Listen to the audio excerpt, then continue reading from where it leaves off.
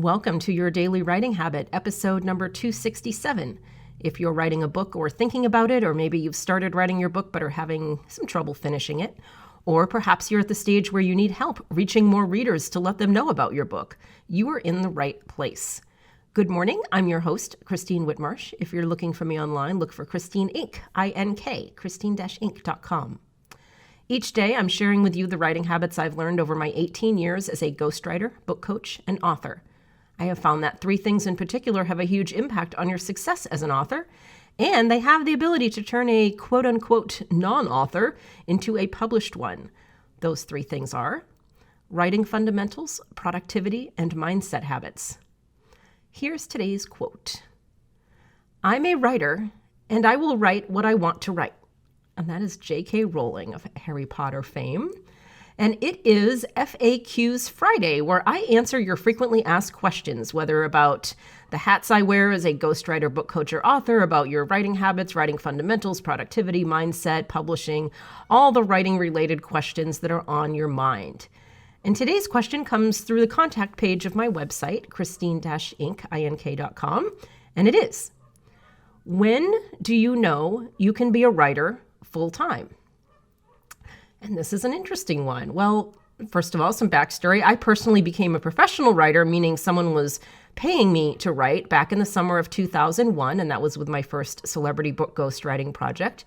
But in terms of writing full-time, that actually didn't happen until a couple years later, in I think it was September of 2003, when I started my company, when I had acquired enough freelance writing clients to be able to quit my day job, which at the time was as an administrative assistant at a private aviation company in California. Little tidbits about me. So to your question, though, when do you know you can be a writer full-time? And to me, this is no different than any other question of personal finance, more so than writing. And the answer is when you have enough consistent, reliable writing revenue coming in to support yourself. Now, as a writer, this could mean freelance writing clients, or perhaps a regular editorial gig writing for a magazine or media website, or other form of journalism, any source of reliable payment, meaning that you get it on a regular basis, not just when they decide to hire you. And note those words that I'm using here: consistent and reliable. Having an occasional project, a quote-unquote gig, whether for a publication or a client, is neither consistent nor reliable. Now, as far as your books are concerned and making money as an author, reliable income is usually more of a long game. As you invest in marketing your books to reach readers, that's when that happens. And you can certainly accelerate that long game. You can accelerate that income, especially if you're a nonfiction author.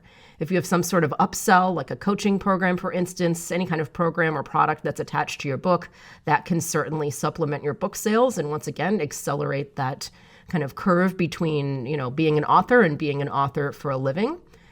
And I'm working on bringing an expert here on the show who has been very successful in that area. She has been phenomenally successful in the upsells and making a living off of her nonfiction books. So stay tuned for that. Fiction books, it can be done a little bit, takes a little bit more imagination to come up with upsells and products around that. And that's something that my expert is actually working on as well. So again, we're going to try to bring you some information and some tactics on how to do this rather than just telling you to go make a living and do some upsells without really telling you how to do it. I'm really into the how-to here. But the rule of thumb in general is have something beyond the book itself. And this could also be speaking engagements, and that's fiction and nonfiction authors. Since, reaching the level of book sales that you would need to make a living off of being an author could actually take some time. It could take forever. Creating products and even a full-on brand around your books is the best way to accelerate that process. So it's no longer just a book. And we've talked about this before. It's the author brand, and an author brand is what can attract media opportunities, speaking engagements, products, all that whole kind of galaxy and satellites of things that can exist around your book. So to recap, answering your question, when you can be a writer full-time, that for me, again, is a question of personal finance more than a writing one. Look at if you've been able to support yourself entirely, from your writing income, whether that means for several months a year, or depending on your personal situation, what sort of safety net you may or may not have. Just kind of look at your revenue, look at your income, and see how long you've been able to support yourself without anything else. In the meantime, and for me, this is the more important point of this entire conversation, the best news is that whether you are a writer for a living or one of the many, many, as in like thousands and tens of thousands of legitimate writers and authors, published authors all around the world who make their living in other ways, you don't need permission. You don't need permission to be a writer. You don't need permission to be an author. So hopefully you're not getting hung up on this, for a living thing, because I've seen a lot of people do that, and it's sad because they have a lot of talent and skills and putting their work out there, but because they don't do it for a living, they feel like they're not legitimate, and that couldn't be further from the truth. If you write, you're a writer. If you write books, you're an author. If you publish those books, as in, yourself, hitting the button on Amazon, hitting publish, you're a published author, period. And I hope that answers your question. And feel free to submit your questions like this person did through my website, christine-ink.com, or you could visit me in Ink Authors, INK, once again, Authors, on Facebook or LinkedIn. So lots of ways to connect with me. Submit your questions for a future FAQs Friday, and I'd love to answer them for you. And as always, thank you for joining me here on Your Daily Writing Habit, where I'm helping you write and finish writing an awesome book.